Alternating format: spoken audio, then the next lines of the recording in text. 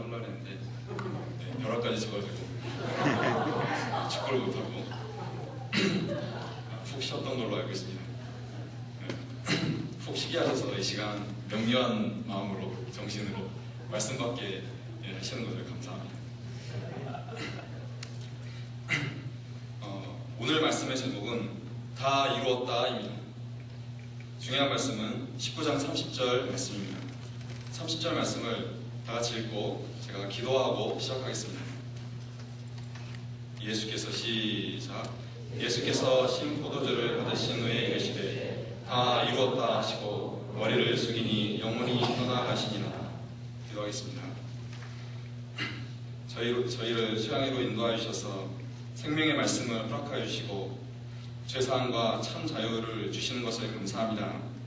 이 시간 입이 어눌하고 또 부족한 또 제약된 자를 통해서 예수님만 드러내게 하시고 무엇보다 약속하신 성령을 저희 각자의 마음에 허락하여 주시기를 간절하게 기도합니다.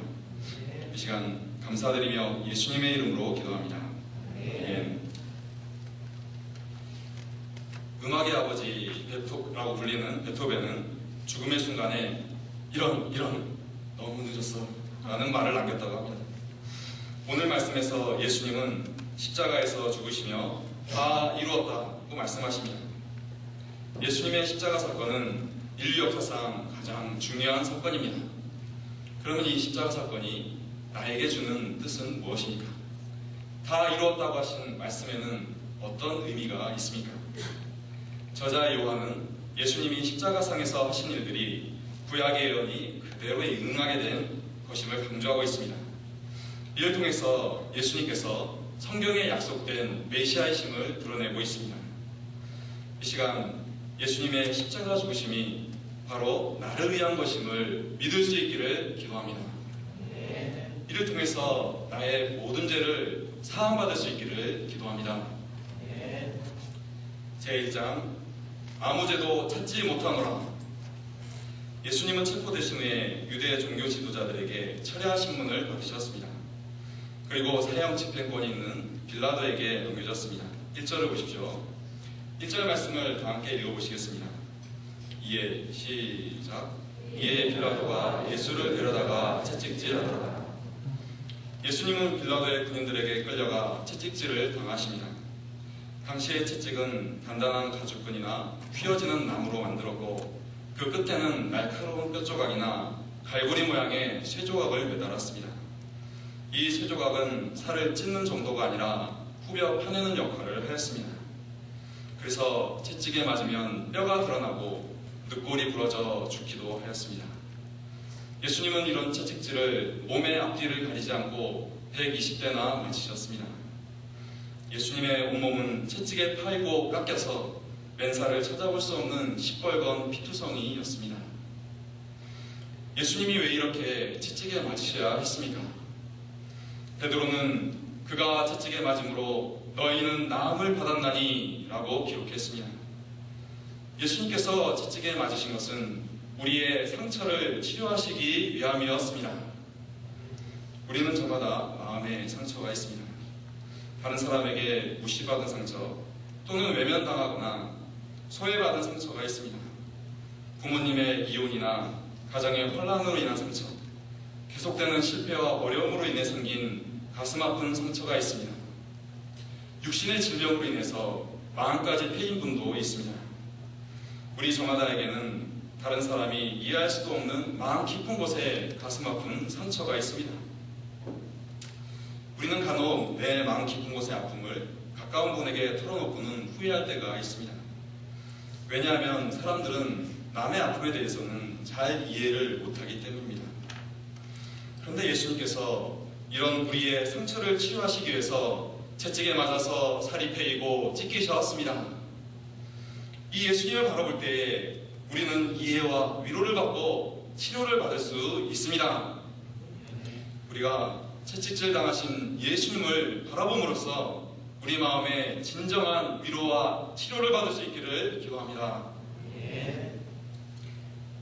2절을 보십시오. 2절 말씀을 손선태 목자님께서 읽으시겠습니다.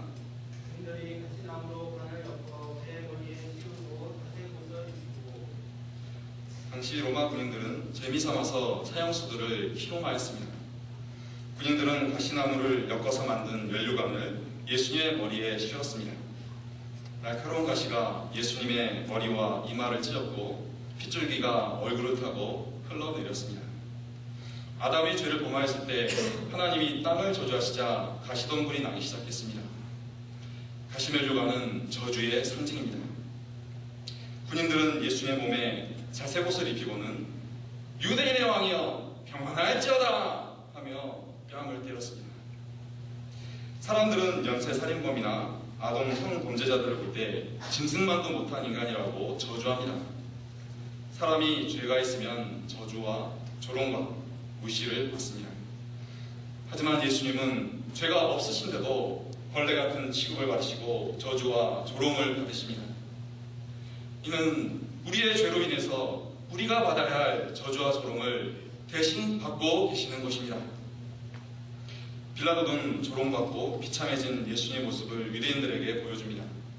사람들은 고상하고 품위 있는 모습을 남에게 보이고 싶어합니다. 하지만 예수님은 조롱거리가 된 볼품없는 모습을 다 보이셔야 했습니다. 빌라도는 예수님에게서 아무 죄도 찾지 못하였음을 시인합니다. 이방인인 그는 예수님께서 무죄함을 객관적으로 증거하고 있습니다. 빌라도는 군중들에게 외쳤습니다. 보라, 이 사람이로다. 이 말은 너희가 뭐라기를 원하는 그 사람이다. 이처럼 고통과 조롱을 받았으니 너희 화가 풀릴만 하지 않느냐? 라는 의미입니다. 빌라도는 예수님께서 아무 죄도 없으심을 알았고 예수님을 석방하고자 했습니다. 하지만 유대인들의 반응이 어떠합니까? 6절을 보십시오. 6절 말씀을 다 같이 읽어보시겠습니다. 대제사장들과 시작. 대제사장들과 아랫사람들이 예수를 보고 소리 질러 이르되 십자가에 못 박게 하소서, 십자가에 못 박게 하소서 하는지라. 빌라도가 이르되 너희가 친히 데려다가 십자가에 못 박으라. 나는 그에게서 죄를 찾지 못하였노라. 대제사장들과 그 하인들은 예수님을 십자가에 못 박으라고 우리들 사이에서 선동하였습니다. 이들은 예수님의 이런 처참한 모습 정도로는 성이 차지 않았습니다. 아예 죽어 없어지기를 바랬습니다. 유대인들은 예수님이 자신을 하나님의 아들이라고 했기 때문에 당연히 죽어야 한다고 주장합니다. 하나님의 아들이라는 말에 빌라도는 더욱 두려웠습니다. 자칫 자신이 하나님의 아들을 죽이는 장본인이 될 수 있기 때문입니다. 빌라도는 예수님을 다시 신문합니다. 너는 어디서 왔는가? 과연 하나님의 아들인가? 그러나 예수님은 대답하여 주지 않으십니다. 그러자 빌라도가 위협하듯이 말합니다. 내가 너를 살려줄 권세도 있고 십자가에 못 박을 권세도 있는 줄을 모르느냐? 어서 대답하라. 이에 예수님은 대답하십니다. 11절을 보십시오. 예수께서 대답하시되 위에서 주지 아니하셨더라면 나를 해야 할 권한이 없었으리니 그러므로 나를 내게 넘겨준 자의 죄는 더 크다 하시니라. 예수님은 생명의 주관자가 하나님이시오 사람이 아님을 아셨습니다. 하나님께서 허락하시지 않는다면 참새 한 마리도 땅에 떨어지지 않는데 하물며 예수님의 생명을 빌라도가 어떻게 할 수 없음을 아셨습니다. 그래서 빌라도의 눈치를 보지 아니하시고 굳굳이 십자가의 길을 가십니다. 빌라도는 예수님의 말씀을 듣고 더욱 예수님을 놓으려고 힘썼습니다. 그러자 유대인들은 빌라도의 약점을 이용하여 소리칩니다. 12절을 보십시오. 이 사람을 놓으면 가이사의 충신이 아니니라.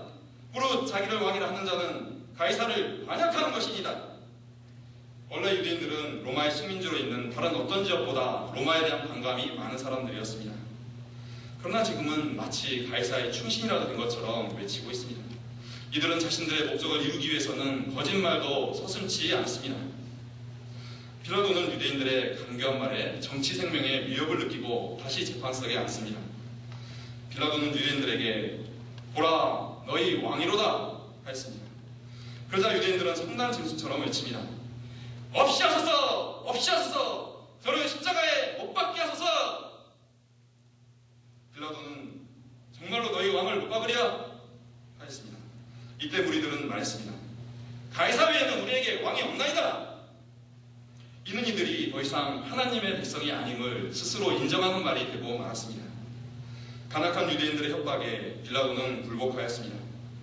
이로써 형은 집행이 되고 예수님은 골고다 언덕길을 오르시게 됩니다. 빌라도는 예수님이 죄 없는 분이라는 것을 잘 알았습니다.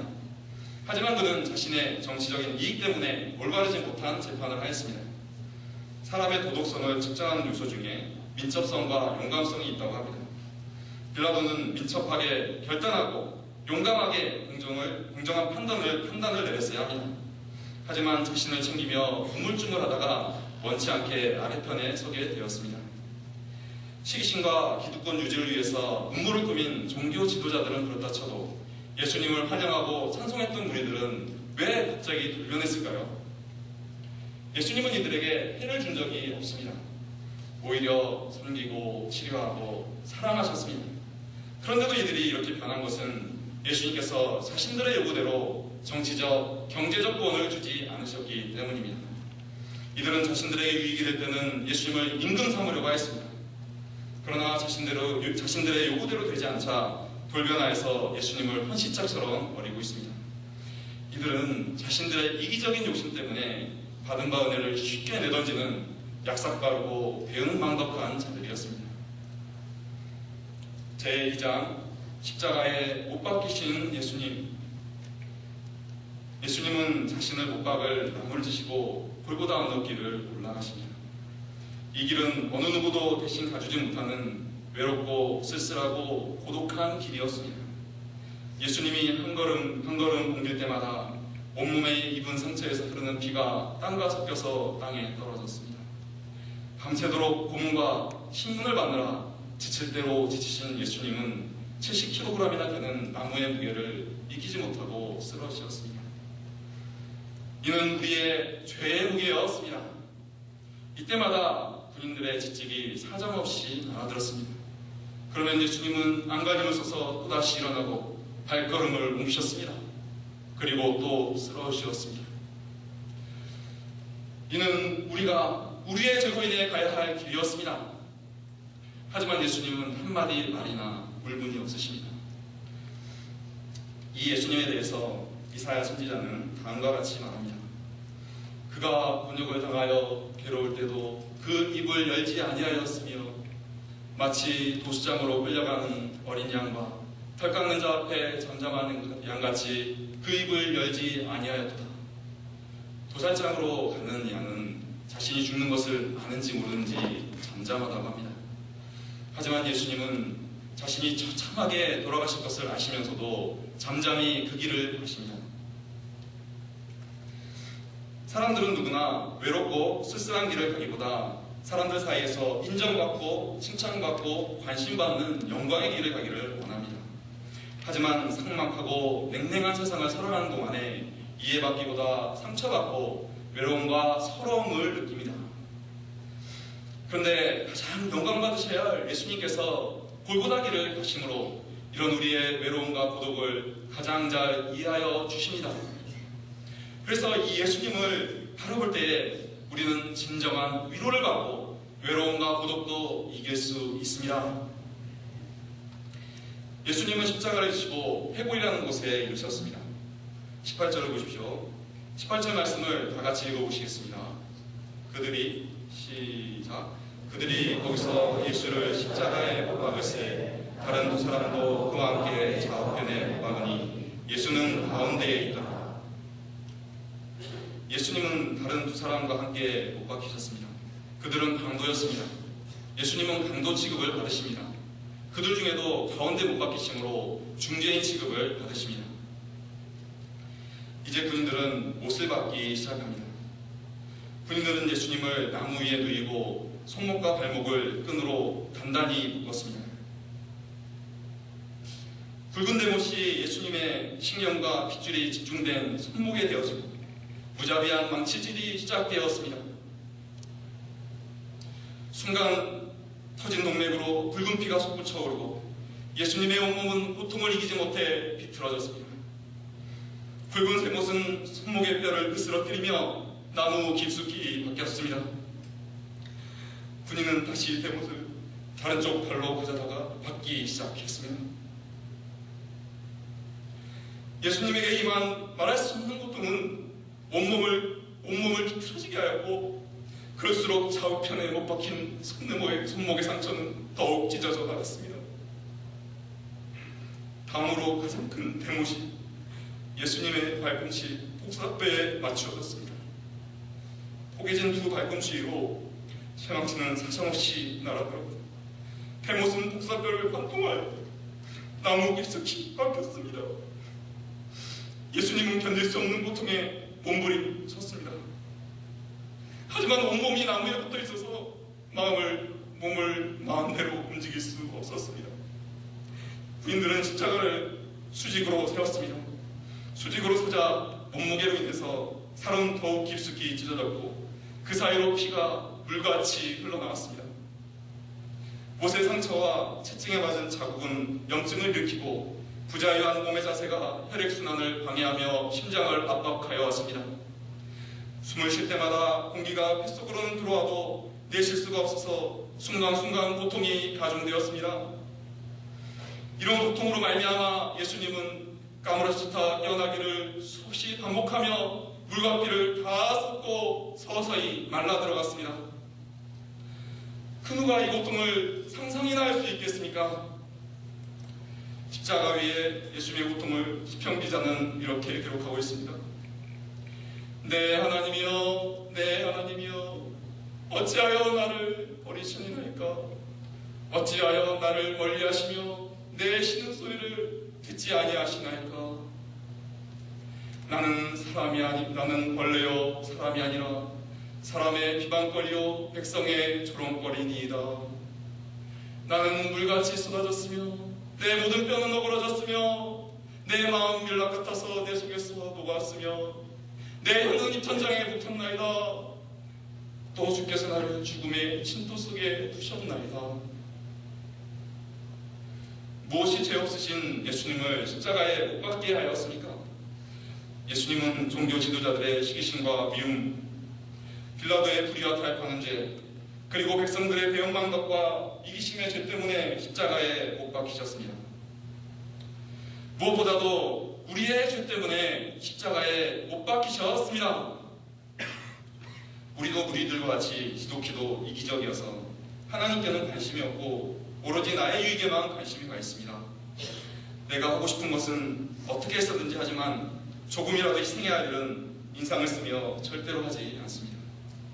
시간이 없어서 1대1이나 예배 또는 기도드리는 일은 못한다고 하면서도 내가 좋아하는 일에는 시간을 아끼지 않습니다. 대접받고 섬김받는 것은 당연히 여기지만 섬김받고자 하지는 않습니다. 교만하여서 자기 중심적인 말과 행동을 하며 다른 사람에게 부담을 주면서도 깨닫지도 못합니다. 일이 좀 잘 되면 자신이 최고인 양 제잘난 맛에 자랑하는 마음으로 살아갑니다. 안 되면 자기를 돌아보기보다 남 탓을 하며 원망불평을 하였습니다. 시기심이 많아서 남이 안 되기를 은근히 바라며 미움으로 인해서 뼈가 썩는 고통을 당합니다. 아니라 해서 해야 할 일을 하지 못해서 늘 시간이 닥쳐서야 허둥대었고 소중한 시간을 낭비하였습니다. 의존심이 깊어서 자립적이고 개척적인 삶을 살지 않고 어떻게 되겠지 하며 아무것도 하지 않습니다. 하나님과 사람 앞에 진실하지 못하여 거짓말을 쉽게 했습니다. 특히 정욕적이어서 겉으로는 고상한 척하지만 은밀한 곳에서 음란물을 즐기며 추한 행위로 몸을 더럽힙니다. 하나님보다 좋아하는 이성을 마음 첫자리에 두고 우상 숭배하듯이 하였습니다. 신앙 연수가 쌓일수록 죄에 대해서 더 민감해지는 것이 아니라 합리화하는 데 익숙합니다.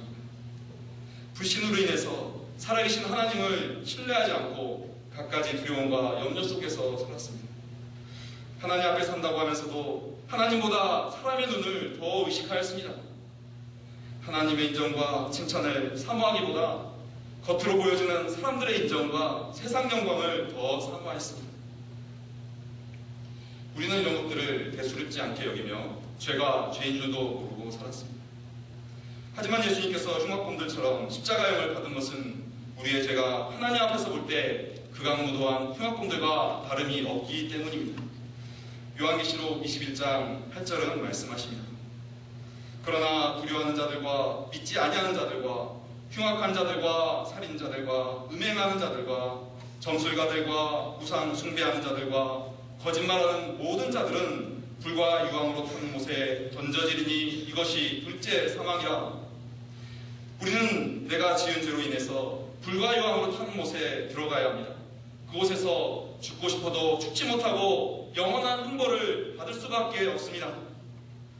그런데 이런 나를 위해서 예수님께서 십자가에서 죽임을 당하셨습니다. 죄로 인해서 내가 영원한 훈벌을 받아야 하는데 예수님께서 십자가에 못 박히셨습니다.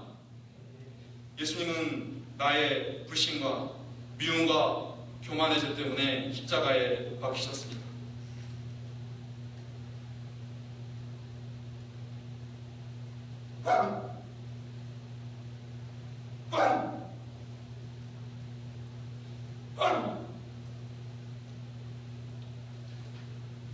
예수님은 나의 정욕과 안일과 이기심 때문에 십자가에 못 박히셨습니다.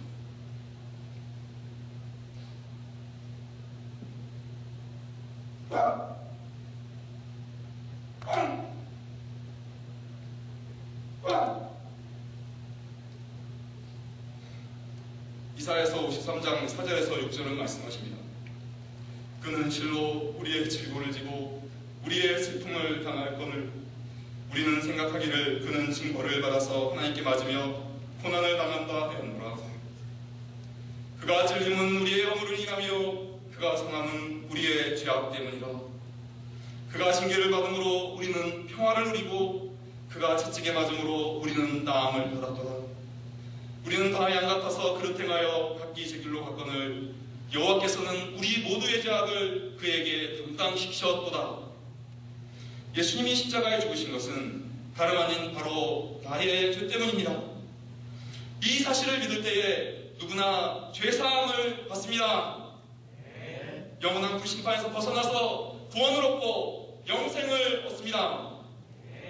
요한일서 2장 9절은 말씀하십니다. 만일 우리가 우리 죄를 자백하면 그는 미쁘시고 의로우사 우리 죄를 사하시며 우리를 모든 불의에서 깨끗하게 하실 것이요. 하나님 앞에서 나의 모든 죄를 인정하고 고백할 때에 주홍 같은 죄도 눈과 같이 희어지고 진홍같이 붉은 죄도 양털같이 희어지게 됩니다. 이 시간 나의 죄를 용서하시기 위해서 십자가에 달리신 예수님을 믿으며 감사 찬양드립니다. 십자가에 못 박히사 우리의 모든 죄를 씻으시는 예수님은 우리의 진정한 구원자이십니다. 19절 20절을 보십시오. 19절 20절 말씀을 문정원 목자님이 읽어주시겠습니다. 빌라도가 칼을 써서 십자가 위에 붙이니 나사렛 예수 유대인의 왕이라 함기로 되었더라. 예수께서 못 박히신 곳이 성에서 가까움으로 많은 유대인이 칼을 믿는데 히브리와 로마와 헬라말로 기록되었다. 빌라도는 예수님을 유대인의 왕이라고 인정하는 편말을 썼습니다. 유대인의 왕이란 구약에 약속된 메시아라는 의미입니다. 하나님은 메시아가 이새의 줄기 다윗의 씨에서 나온다고 약속하셨습니다. 예수님이 바로 그 메시아라는 것입니다. 이 예수님은 우리의 죄를 사하심으로 죄의 노예된 데서 해방시켜 주시고 이후로는 사랑과 용서로 다스리시는 평화의 왕이십니다. 유대인의 왕이라는 표현은 모든 사람이 알아볼 수 있도록 당시 3대 언어로 기록되었습니다. 이는 예수님이 단지 유대인만의 왕이 아니라 유대인의 몸을 입고 오신 세상 만민의 왕이라는 뜻입니다. 예수님은 온 인류의 진정한 왕이십니다. 제3장 다 이루었다. 26절 27절을 보십시오. 예수님은 죽음의 순간에도 어머니 마리아가 마음에 걸리셨습니다.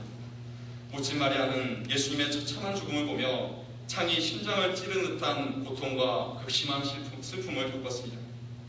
예수님은 이런 모친을 사랑하시는 제자 요한에게 모시도록 하심으로 위로하여 주십니다. 예수님은 자신이 상상할 수 없는 큰 고통 속에 계시지만 모친에게 마음을 더 쓰십니다. 이 예수님은 우리의 슬픔을 진정으로 위로하여 주시는 참된 위로자이십니다. 그러면 예수님께서 십자가 위에서 마지막으로 하신 말씀이 무엇입니까? 30절을 보십시오. 30절 말씀을 다 같이 읽어보시겠습니다. 예수께서 시작. 예수께서 신 포도주를 받으신 후에 이르시되 다 이루었다 하시고 머리를 숙이니 영혼이 떠나가시니라. 예수님이 십자가 위에서 마지막으로 하신 말씀은 다 이루었다라는 말씀이었습니다. 사람들은 죽기 전에 여러 가지 후회하는 말을 남기기 쉽습니다. 그래서 죽기 전에 반드시 해봐야 될 30가지라는 책도 있습니다. 초인적인 극기 수행으로 유명했던 성철 스님은 자신이 출가할 때 버린 딸에 대한 미안함과 후회로 죽기 전에 피리야, 내가 잘못했다. 내 인생을 잘못 선택했다. 나는 지옥에 간다는 말을 했다고 합니다. 하지만 예수님은 다 이루었다라고 말씀하시니라. 이는 아무나 할 수 있는 말이 아닙니다. 그러면 예수님은 무엇을 다 이루셨습니까? 첫째, 예수님은 구약에 예언된 말씀을 다 이루셨습니다. 23절, 24절을 보십시오. 23, 24절을 주현주 목사님께서 읽어주시겠습니다.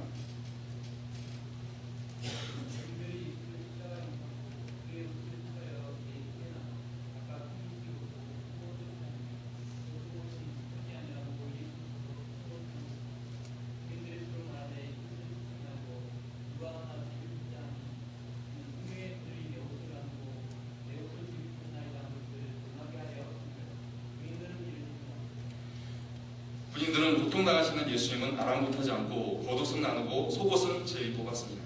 참으로 부정하고 잔인한 장면입니다. 하지만 이는 예수님의 십자가 죽으심에 대해서 예언된 시편 22편 18절 말씀을 정확하게 응하게 하는 사건이었습니다. 28절을 보십시오. 28절 말씀을 윤기복 목자님이 읽어주시겠습니다. 그 후에 예수께서 모든 일이 이미 이루어진 것을 아시고 성경을 응하게 하려 하사 이르시되 내가 목마르다 하시니. 이 말씀은 시편 69편 21절에 다윗이 쓴 내용을 성취하시는 말씀입니다. 이 말씀을 하심으로 사람들이 우슬초로 먹이시리라 한 말씀을 응하게 하셨습니다. 십자가 고통 속에서 말 한마디 하시는 것이 얼마나 힘드셨을까요? 하지만 주님은 이런 말 한마디라도 성경을 그대로 성취해 가십니다. 이처럼 예수님의 생애는 일거수일투족이 말씀을 이루는 생애였습니다. 예수님은 십자가 고난 이전에도 성경을 성취하는 삶을 사셨습니다. 맹인을 보게 하시고 못 걷는 사람을 걷게 하시고 나병 환자를 깨끗게 하시고 귀 먹은 사람을 듣게 하시고 죽은 자를 살리시고 가난한 자에게 복음을 전파하심으로 구약의 예언을 성취하는 삶을 사셨습니다. 그리고 생애의 마지막 십자가의 고통 속에서도 구약에 예언된 모든 말씀을 다 성취하십니다. 이 예수님은 하나님이 보내신 약속된 메시아이십니다. 둘째, 예수님은 우리의 죄값을 다 치르셨습니다. 인간은 죄를 범함으로 에덴 동산의 축복을 잃었습니다. 하나님을 떠난 인간은 두려움과 공고함이 계속되는 삶을 살다가 결국 한 주의 흙으로 돌아가고 영원한 형벌을 받게 되었습니다. 그런데 하나님은 창세기 3장 15절에 여자의 후손에게서 그리스도를 보내시겠다는 약속을 하셨습니다. 그 약속대로 예수님은 이 땅에 오셔서 십자가 위에서 우리의 죄로 인한 형벌을 다 받으셨습니다. 우리의 구원을 위한 대가를 100% 다 치르셨습니다. 따라서 우리는 구원을 위해서 더 이상 해야 할 일이 1%도 없습니다. 구원을 위해서 고행이나 선행을 할 필요도 없습니다. 다만 십자가 위에서 나의 죄 때문에 피 흘리신 예수님을 바라보고 믿으면 됩니다. 그러나 이것이 너무나 단순하고 쉽다면서 잘 받아들이지 않는 분이 있습니다. 자기가 대가를 치러야 한다고 생각합니다. 그래서 죄사함을 누리지 못합니다. 자학하고 죄의식에 시달리는 삶을 삽니다. 하지만 예수님께서 다 이루었다 하시며 우리의 죄값을 다 치르셨습니다. 다만 우리는 있는 모습 그대로 허물지고 제약된 모습 그대로 진실되게 예수님의 십자가 앞에 나아가기만 하면 됩니다. 그리고 나의 모든 죄값을 치르신 것을 믿고 회개할 때에 하나님은 어떤 흉악한 죄라도 용서하여 주시고 기억지도 아니하십니다.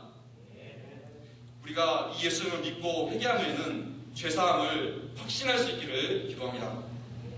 더 이상 죄의식에 시달리며 절망하고 자학하는 데 힘을 쓰기보다 죄사함의 은혜를 풍성히 누리고 다시는 죄를 범치 않는 삶을 사는데 힘쓸 수 있기를 기도합니다. 죄사함의 은혜 가운데서 강해지고 예수님을 따르며 영적으로 성장하는 삶을 살기를 기도합니다. 셋째, 예수님은 하나님이 주신 사명을 다 이루셨습니다. 예수님은 일생 하나님이 주신 사명을 이루시기 위해 낮아지시고 섬기고 고난당하는 삶을 사셨습니다.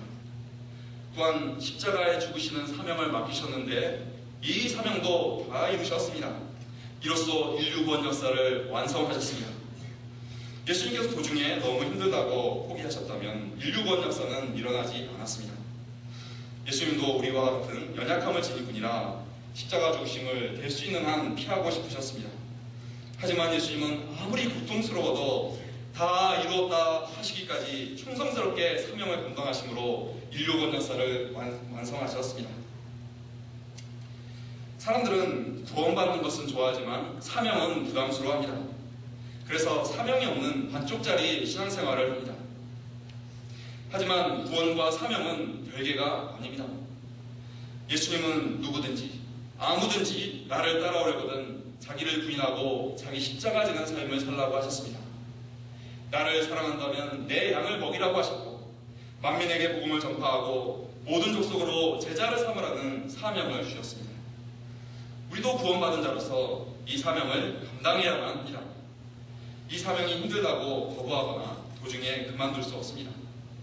그러면 예수님이 그랬다면 우리도 구원받지 못했기 때문입니다. 그럴 때 우리는 구원을 얻을 수 있는 많은 영혼, 우리로 인해 구원을 얻을 수 있는 많은 영혼들이 지옥불에 떨어지고 말 것입니다. 우리가 예수님을 배워서 주님이 주신 사명을 온전히 다 이루는 삶을 살 수 있기를 기도합니다. 저는 어릴 적부터 감동적인 삶을 살고 싶었습니다. 신문에 감동적인 이야기가 나오면 눈물을 줄줄 흘리며 읽었습니다. 이런 날을 볼 때 세상에 나보다 착한 아이가 있을까 하는 생각이 들었습니다. 이런 저는 제가 죄인이라고는 꿈에도 생각지 못했습니다. 그러나 어릴 적에 여동생과 옆집 여자아이를 상대로 성적인 놀이를 하다가 혼인한 사건과 구멍가게에서 사탕을 훔치다가 들킨 사건은 저를 깊은 죄의식에 사로잡히게 하였고 이로 인한 대인공포증에 시달리게 하였습니다. 대인공포증은 창살 없는 감옥과 같이 저의 마음과 육체까지도 가두어서 방황이 되면 집 밖으로 한 발자국도 나가지 못하고 몸이 아파도 병원에도 가지 못했습니다. 그러면서도 저의 내면은 정욕으로 병들어서 야한 사진이나 음란소설을 보고 부끄러운 자해행위를 하였습니다. 또한 가정 불화로 인해 생긴 아버지에 대한 미움은 저의 마음을 어둡고 삭막하게 하였습니다. 누나에게 폭력을 휘두르는 아버지에게 주먹질을 하는 필연적인 행동을 하기에 이르렀습니다. 하나님은 이런 저도 사랑하셨습니다. 89년 건대 응용 생로학과로 인도하시고 이곳에 한 선배님을 통해 1대1 성경 공부를 하게 하셨습니다. 수양에 참석하여 마태복음 9장 중풍병자를 고치신 예수님에 대한 메시지를 들으며 제가 정욕과 안일과 미움의 죄인인 것을 느끼게 되었습니다. 그리고 소감을 쓰며 이 죄를 진실하게 내어밀 때에 예수님은 마태복음 9장 2절 아들아 안심하라 내 죄사함을 받았느니라 하시는 말씀으로 죄사함을 주셨습니다. 죄사함을 받을 때 저의 마음은 새털같이 가벼워지고 이전에 맛보지 못한 참 자유함이 강물같이 흐르게 되었습니다. 이것이 지난 20년간 저를 올가매었던 죄의 사슬에서 벗어난 기쁨과 진정한 자유함이라는 것을 알게 되었습니다. 또한 주님께서 제가 생명을 바쳐서 경배해야 할 나의 왕이신 것을 알게 되었습니다. 죄사함의 기쁨과 감격을 맛본 수양의 이후에 새 인생을 살고자 꾸준히 소감을 감당하며 매주 죄사함의 은혜를 풍성히 누리며 살았습니다.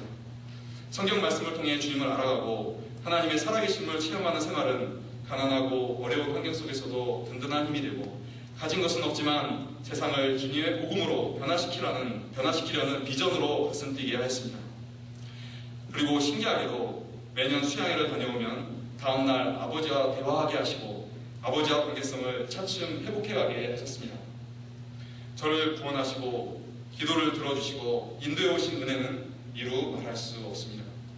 그러나 저는 여전히 죄악된 본성으로 돌아가서 주님을 슬프시게 하기를 잘했습니다. 정욕으로 인해 다시 음란 동영상을 찾아보며 추하는 일을 했습니다.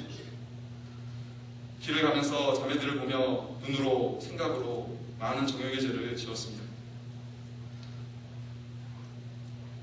주님을 최고로 사랑한다고 하면서 주님께 대한 절대성을 잃어버리고 누가 뭐라 하지 않으니 내 한 몸 편하게 안일하게 이기적으로 살았습니다.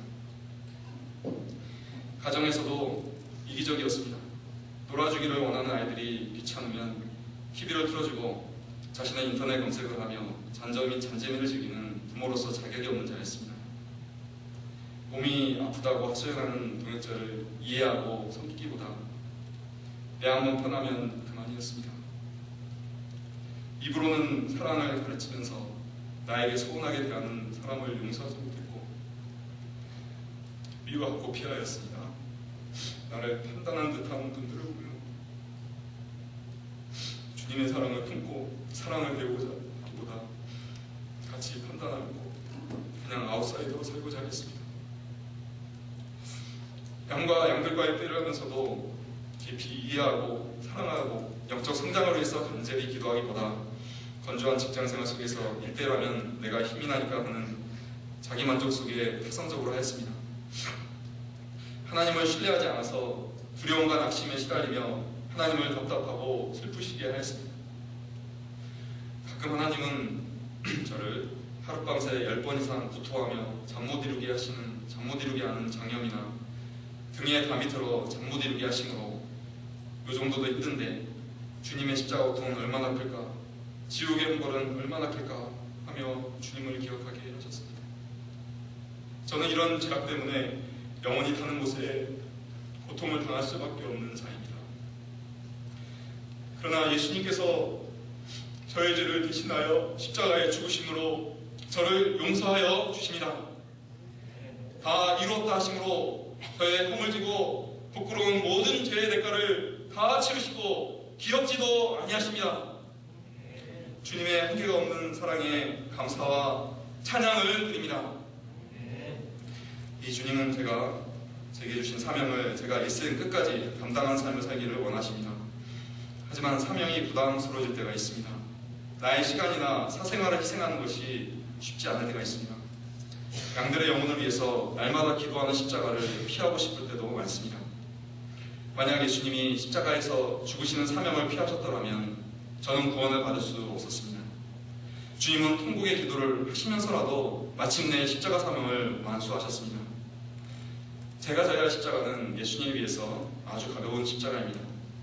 저도 중간에 십자가를 내려놓지 않고 영혼구원과 제자양성의 사명을 하늘나라에 가기까지 끝까지 감당할 수 있기를 기도합니다. 예수님은 돌아가신 후에도 성경 말씀을 청취하고 계십니다. 32절, 33절을 보십시오. 예수님 곁에 다른 두 강도는 다리가 꺾였습니다. 원래 유월절 규례를 보면 어린 양의 뼈를 꺾지 않게 되어 있습니다. 예수님은 유월절 어린 양으로서 유월절 규례대로 뼈가 꺾이지 않았습니다. 예수님의 죽으심으로 말미암아 사람들 마음에 새로운 역사들이 일어났습니다. 요셉과 니고데모는 예수님의 죽으심을 목격한 후에 담대하고 헌신적인 사람들이 되었습니다. 예수님의 십자가는 사람을 변화시키는 능력이 있습니다. 결론적으로 예수님은 우리의 모든 죄를 지시고 골고다 언덕길을 오르시고 십자가에서 우리의 모든 죄를 다 감당하셨습니다. 그리고 다 이루었다 하셨습니다. 우리가 이 예수님을 바라봄으로 죄사함의 은혜를 풍성히 누리고 주님이 주신 사명을 온전히 감당하는 삶을 살 수 있기를 기도합니다. 30절 말씀을 읽고 제가 기도하고 마치겠습니다. 예수께서 신포도주를 받으신 후에 이르시되 다 이루었다 하시고 머리를 숙이니 영원히 떠나가십니다.